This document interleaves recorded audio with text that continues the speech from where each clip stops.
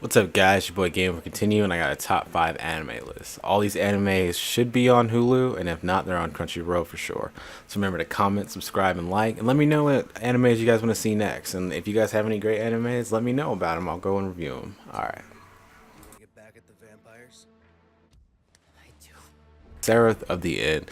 It's an anime about these kids who are ruled by vampires. All the adults have died, and the vampires have caused a disease, making it easier for the kids not to resist their rule. So, going forward, a group of the kids get together and they decide to escape the vampires' rule. They're like, we're tired of this, we're tired of being fed upon, and we're tired of the hierarchy of the vampires. So, the lead protagonist decides that he's going to get his group of 5, which he now claims them to be his family, and they go forward trying to escape. And as they try to leave, their children trying to face grown-ass vampires, they get eaten. So the first kid gets his throat just slit. It's a wrap. But the main protagonist does manage to escape and evade capture, and he's the chosen kid. So he now is going to wage a full-on war against the vampires with the help of the humans who are already who had a hierarchy established and are waging a war.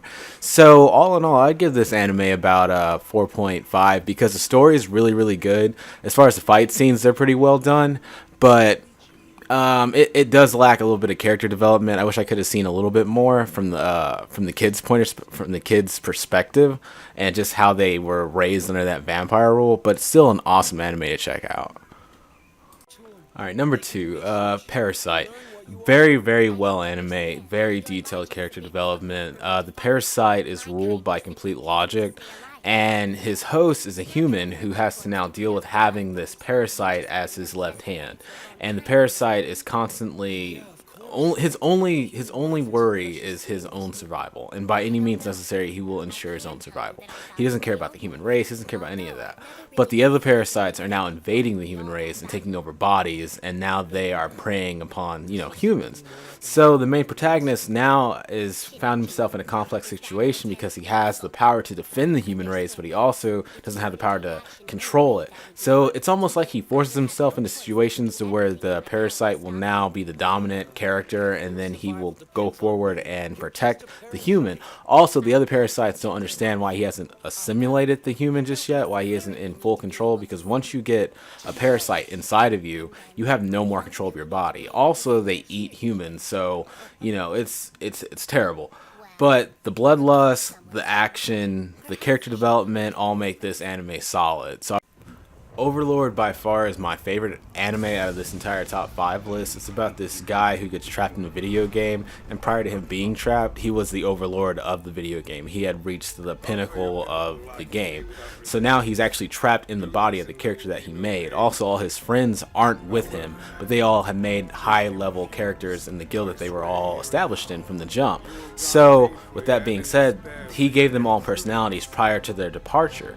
So they're all loyal to him, and they all have a different sense of nobility towards this main protagonist, who is the Overlord. So the Overlord goes throughout the world trying to figure out what's going on, and then he finds that there are people just as strong as he is. So then he goes undercover because of the power of magic. He now can infiltrate the world and see it through the people's eyes, not as the Overlord. He still has all his powers, but he's just trying to peep the scene. All in all, it's a great anime to watch. It had a lot of action. I binge watched this, and I wish I had saved some episodes, but this was just so good. I stayed up an entire night and I just finished it. And I think season 2 is coming, and also it's on Hulu. It's an English dub. Go watch this anime. It is so good. It's so good. Assassin's Class is a anime about these kids who are now, they were dropouts in their regular lives. They weren't the greatest in their own classes, so now they're assigned to kill this alien, and the alien's going to destroy the planet. And I think the kids have a year to figure out what they're going to do about killing this alien. Also, if they do kill the alien, they get a lump sum of money. It's huge. So it's in their best interest to murder this alien before he destroys the world. Also, the alien demonstrates his power by destroying the moon. So now the moon's in a crescent moon. And the alien's pretty much untouchable. Like, he has the powers of, like, Super Saiyan God Goku. Like, there's no way these kids are going to be able to kill it. So what they have to do is use ingenuity and trap him. And so the kids all work together. As far as character development goes, I didn't see much of that, but the story is well told that I didn't really dwell on it. I wasn't worried about all the individual characters and their backstories. Mostly it's just about them all coming together for a common cause. And it's very interesting to watch, and I think it would keep your attention. So I would probably rate this about a 3.5. Maybe, you know what? I'm gonna take that back. It's a 4. It's a solid 4. There's 2 seasons and they're in English dub, and you can watch them now. So go check it out. Also, it's on Hulu. Kaze no Stigma is an anime. I think it's done well, but it's something we haven't seen before. As far as character development goes, they didn't stick too much into why he couldn't do why he didn't develop the power of fire. His entire family is a Kanagi family, and if I'm saying that right. And what they do is they all have the power of fire. Now, he couldn't wield the power of fire, so he was, excommunicated, and then he went on to develop the power of wind. So then he became his own powerful user in his own right. Like, he can master the wind. Like, he's great at it. As far as the story goes, it's pretty basic. It's pretty basic. I mostly enjoyed this for the hack and slash. It reminded me a lot of Devil May Cry and watching demons die and swords flying and powers going. So it kept my attention, but it isn't anything I would rewatch. But if you're looking for something that you just haven't seen before and you want to enjoy something, I would give it a shot. I would give it a try. At least watch the first 3 episodes and then decide if you like it or not.